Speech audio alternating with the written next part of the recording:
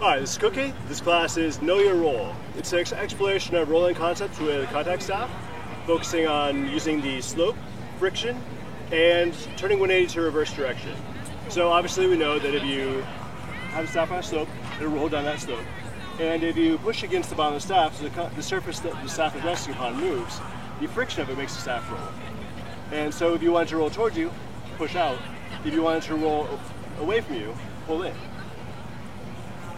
Now, I like to have people just roll back and forth on two hands, getting a feel for the rhythm of it, and adding a little bit of the push as you go. A little bit of push, a little bit of pull. Then, I like to have people hold the staff on two hands, on the back of the wrists. Oh, by the way, quick side note, if you're rolling on this part of the arm, you have bumpy bits getting in the way. You have the wrist and thumb, you have a valley here, a peak here, another valley, then another peak. That's just dumb. Don't use that. Rotate your arms in a bit and it'll roll much more smoothly. Then when you're having the staff on two hands, then we're going to be tossing it vertically 180. We're doing that by throwing one head of the staff towards the sky, and like so. A lot of people, when they try to toss vertically, they will throw this way, which tends to make the staff migrate over to the side and also wrap too much. So think just throwing half the way, let physics do the rest of it so it follows the remainder of the arc. Then we're going to combine the two by rolling down to the hand, and we're going to throw from there, because when the staff turns 180, whether vertically or horizontally, it'll be rolling the opposite direction from your perspective. So rolls down, rolls back up. And then we've probably noticed that one hand is dominant, so probably the outside of the arc is the dominant hand for throwing.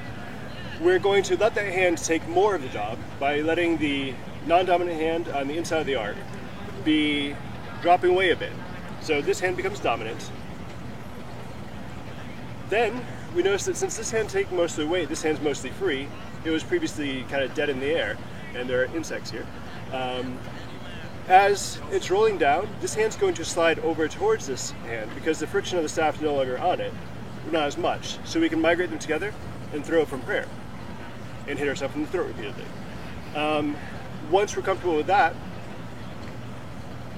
then we're going to move to having the non-dominant hand do everything, and this arm be a training wheel, kind of. So it rolls down, that hand does the entire throw, sloppily, and then we find that we can switch to having one hand do the entire throw.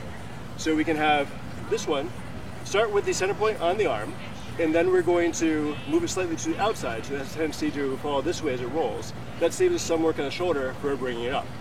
So as it rolls down, we're going to do the same throw we're doing previously with just one arm. And notice that the center point should land on or slightly outside.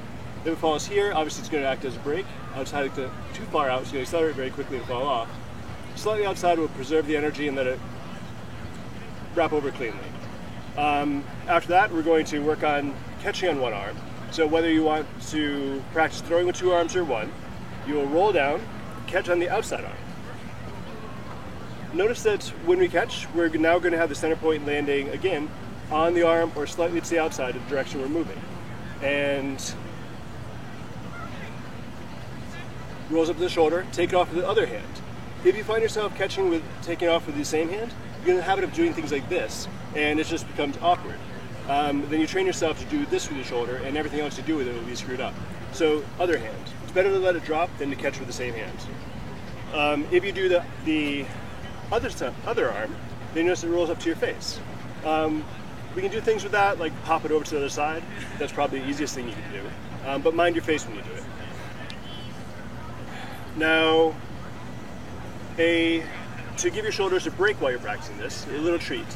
If you stick one arm out, then you can hold the staff in the other hand, passing it under the arm, you can wrap it over the arm, and it just falls over nice and clean. Center point, again, falling over the center of the arm or slightly to the inside to encourage it falling in. If you do the same thing, put the arm down, maybe 30 degrees, then as it wraps over, it's going to also roll down because of the slope. Notice that if you're going very fast, it's going to have too much momentum, it's going to carry over the arm without rolling enough. The ratio of the wraps to the roll is really important. So if you find yourself wrapping all the way over by the time you get here, that means you're wrapping too fast or rolling too slow. So managing the roll is partially also managing the ratio of the wrapping and the rolling. That's important for most tricks. For example, when it's rolling down your arm for a Steve, the staff should be rolling along a arc coming to the back of your neck. If the arc is coming in here, that probably means that you're not rolling fast enough for the speed that you're wrapping. If you're wrapping too fast, you're rolling coming in this way, while you're only rolling half the speed you need. Same thing if it's falling off the back, it's probably rolling more than it's wrapping. You just need to adjust that. The easiest way for that is to push against it, because controlling the slope isn't going to help you much when it's already in motion. So push against to add more roll through friction. Now going back to something that I like to do as a kid. I used to do this with a ball, but doing it with a staff is useful. Put the staff on the inside of your elbow, center point on the inside, and palm down, and just punch straight out. Staff comes to your hand. That's kind of neat.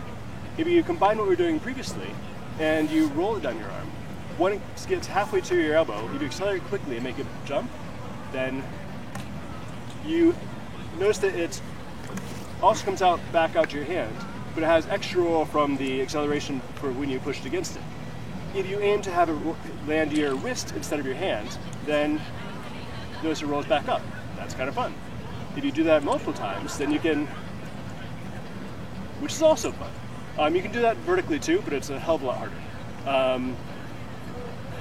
If you then switch from having it bounce off here to having it bounce off the forearm, roughly this area, the area that will probably be bruising after you practice for a while, then you can do some fun things with this too later, which we'll get to in a moment. Now,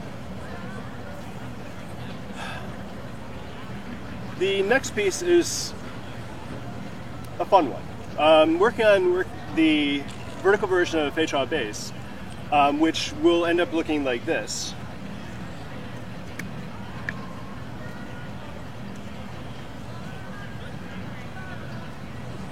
We've learned the pieces for that already. You learned to roll down, and you learned to catch one arm. So you learned to do this throw with one hand, and you learned to catch one arm and roll back to the shoulder. We're not going to go all the way to the shoulder. We're only going to roll up to about the forearm. Once it gets here, that pop we did to launch it is what we're going to be doing, because the problem we have is there's a staff in the way that we need to get our arm around. We can help that by popping it up and probably out slightly. And while we're popping up, the hand comes down as part of the pop, which means that you can wrap around it. So together, it'll look like this. You don't need the pop, but it makes it a hell of a lot easier for now. You can do it purely wrapping just fine.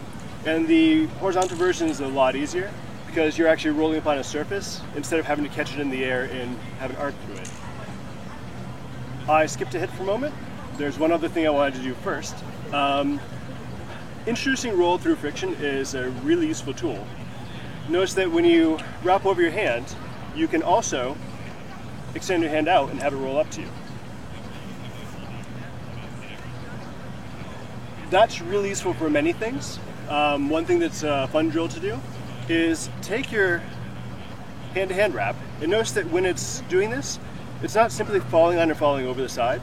Each side has a little arc that it does. So this hand pushes here slightly, center point is here, pushing slightly off the side of my hand, falls over, then I'm pushing slightly off on the same side here.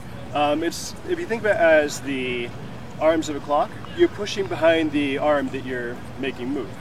So if I'm going clockwise, then I'm pushing behind the arm of the clock. If I'm going counterclockwise, I'll be pushing this way, and this hand will also be pushing that way. So you're softly encouraging it to go in a circle around the clock.